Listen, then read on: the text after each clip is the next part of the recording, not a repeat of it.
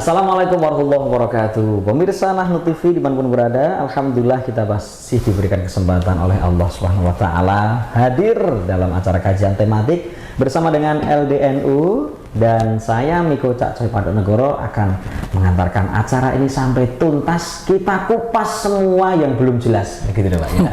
Nah, saya tidak sendiri karena kali ini saya ditemani oleh orang yang sering bertemu dengan demit.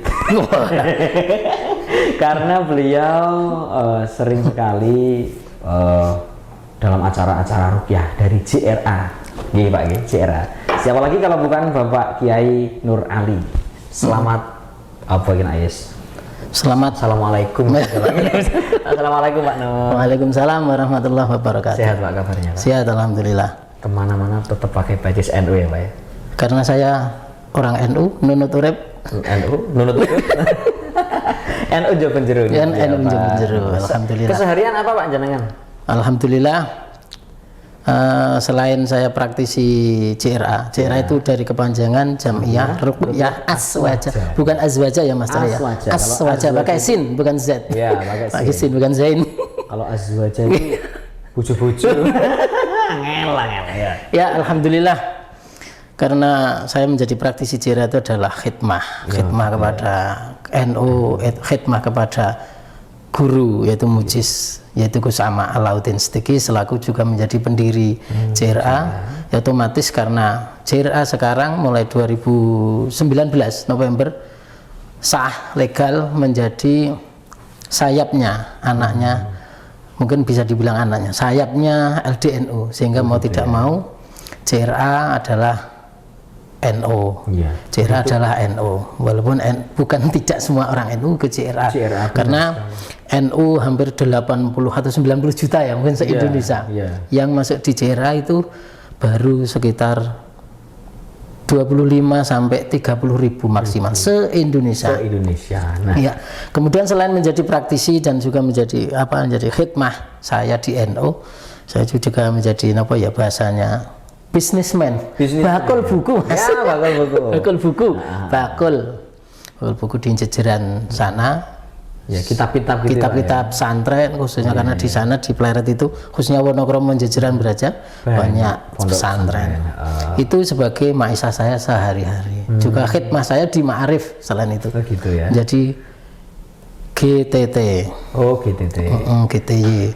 Guru tidak tetap bayarannya, tidak tetap macam-macam. Tapi itu semua kita jalani dengan alhamdulillah, karena sekali lagi kita NU. Pokoknya nunut urip karo Kiai, insyaallah berkah dunia akhirat. Amin. Pak Yai, insyaallah. Penting ramlok selamat nggih. Pak Yai melotor bayar. Siap. Kalau yang lainnya itu kalau melotor masih agak katok ya Pak ya. Tapi kalau ya itu baik, sekarang di JRA, pengertian dari JRA kan Jam'iyah Ruqyah Aswaja. Ruqyah sendiri itu dari kata apa tuh Pak? Ruqyah, ya. Kalau kita bilang ruqyatan dari masdan ruqyatan. Berarti obat apa? Antara ruqyah dengan ruqyah. Oh ya beda. Kalau ruqyatul hilal ini nonton hilal ini. Kalau ruqyah itu kan dari kata ro'a, ruqyatan, jadi melihat. Dengan mata. Ruqyah itu adalah obat dari ayat-ayat Al-Quran, dari doa-doa Rasulullah, dari hadis maupun dari doa-doa para alim ulama, para alim ulama, salaf soleh dan sebagainya. Itu pun juga tidak menutup kemungkinan dengan bahasa kita sendiri selagi bahasa itu tidak melenceng, tidak bertentangan dengan Al-Quran, dengan Al-Hadis, dengan doa-doa para kiai. Seperti itu. Sudah berapa tahun menggeluti di JRA atau di ruqyahnya itu? Alhamdulillah saya masuk di JRA kebetulan juga tahun pertama berdiri JRA. JRA secara legal formal itu diakui oleh Kemenkumham. Dia masuknya di Kemenkumham 2017. Januari 2017 ya. Dan alhamdulillah saya Oktober 2017 itu pelatihan. Dan secara otomatis saya menjadi anggota dari JRA itu sendiri, berarti kurang lebih 4 tahun menggeluti dari JRA itu sendiri. Apa yang menarik perhatian Pak Nur sehingga mengikuti acara itu? Ya. Mungkin karena bisa apa, kemudian tahu apa gitu. Yang jelas tidak bisa terbang, tidak bisa menghilang karena khawatir nanti tidak kembali. Berarti jadi paling pokok saya ikut di JRA itu karena satu sebelum saya di JRA kan juga karena santri ya, dan otomatis kita juga mengenal dengan doa-doa, suwuk-suwuk dan sebagainya dari ayat-ayat Al-Quran, dari hadis maupun dari para kiai. Kemudian mengapa saya tertarik di JRA? Karena ada misi sosial, misi sosial ya baik sosial ekonomi, sosial keagamaan, sosial kemasyarakatan. Nanti kita bahas dari sosial ekonomi juga, kemasyarakatan, dan nanti kita bahas satu persatu. Tentang ruqyah apa, kemudian apa yang bisa diobati dan sebagainya. Dan satu lagi yang harus menjadi catatan kita, Mas Coy. Nanti juga menjadi penjelasan ya. Tapi ini sebagai pembukaan bahwa ruqyah itu bukan kesurupan. Ruqyah itu bukan kesurupan. Ruqyah itu bukan kejinan. Ruqyah itu bukan apa ya namanya, sesuatu yang menakutkan. Intinya ruqyah itu adalah obat dari ayat-ayat Al-Quran, dari doa-doa Rasulullah, doa-doa dari salafus soleh, ulama kita, para kiai kita. Ya intinya seperti itu. Karena selama ini yang dipahami oleh masyarakat, mereka takut sakit sampai bertahun-tahun, dokter sana, dokter sini. Wis nek cara bahasane wong Bantul wis tepung gelang, tepung gelang, wis kiai, wis ustad, macam-macam. Tapi ketika ditawari tentang ruqyah mereka takut karena maaf sekali lagi selama ini di media sosial menggambarkan ruqyah itu teriak-teriak, kemudian nangis histeris, kemudian muncul sesuatu dan sebagainya, sampai gulung-gulung ya,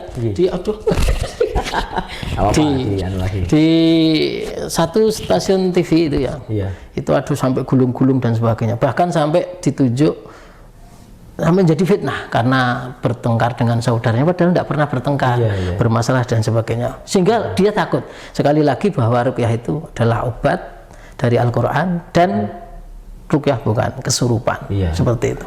Jadi mungkin kan dia takutnya para yang di TV-TV itu kan, duh nanti kalau saya di ruqyah akan ketahuan saya itu siapa. Dosa apa saya? Dosa saya itu apa selama ini? Kemudian dosa saya pada suami, dosa saya pada istri. Nah, itu yang menyebabkan mereka ketakutan dari situ biasanya, Pak? Atau bagaimana? Yang biasanya Pak Nur temui orang-orang yang mau diruqyah itu? Ya jelas ruqyah itu sudah muncul adanya Nabi dan Rasul. Dan berkembang adanya Rasulullah Shallallahu Alaihi Wasallam, Nabi Muhammad diangkat menjadi Nabi dan Rasul, otomatis itu juga patokannya doa Al-Quran. Karena di Al-Quran sendiri menjelaskan, A'udzubillahi minasyaitonirrajim, wa nunazzilu minal Qur'ani ma huwa syifaa'u wa rahmatul lil mu'minin. Bahwa Allah itu menurunkan, ini intinya Allah itu menurunkan ayat-ayat Al-Quran.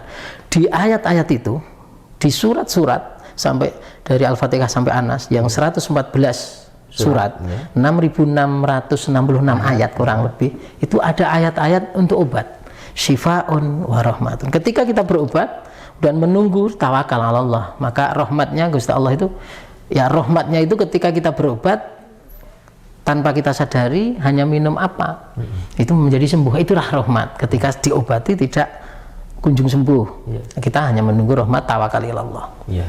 Baik. Sebentar.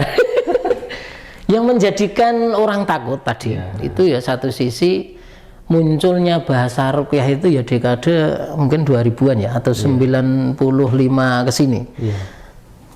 Dulu ada ustadz, salah satu ustadz Salafi mungkin itu ya, yang punya jenggot itu, kemudian ketika dulu ditepuk-tepuk, bahkan apa namanya dipukul dan sebagainya, kemudian ada penggorokan pada jin dan sebagainya, istilah dibunuh dan sebagainya, sehingga terjadi frontal orang yang diruqyah, sehingga ya kemudian juga berkembang seiring dengan media sosial di TV, YouTube, Instagram, Facebook dan sebagainya, yang di situ ada status-status ruqyah, penanganan penyakit baik medis maupun non medis, dan nanti kita jelaskan satu persatu sehingga masyarakat takut. kemunculan ruqyah itu kok menakutkan sekali. Seperti itu. Jadi mungkin media sosial Ya, jadi itu sendiri yang framingnya itu yang membuat orang lain malah menjadi menjadikan takut. iya. Padahal ruqyah tidak ada apa-apa ya. Ruqyah itu tidak kemudian menakutkan seperti yang tidak. TV kesurupan. Tidak. Bahkan ketika ruqyah itu kita malah dapat pahala. Nah, kalau kita ruqyah dapat pahala dan akan kita lanjutkan setelah yang satu ini. Tetapi Nahnu TV kajian tematik bersama dengan LDNU.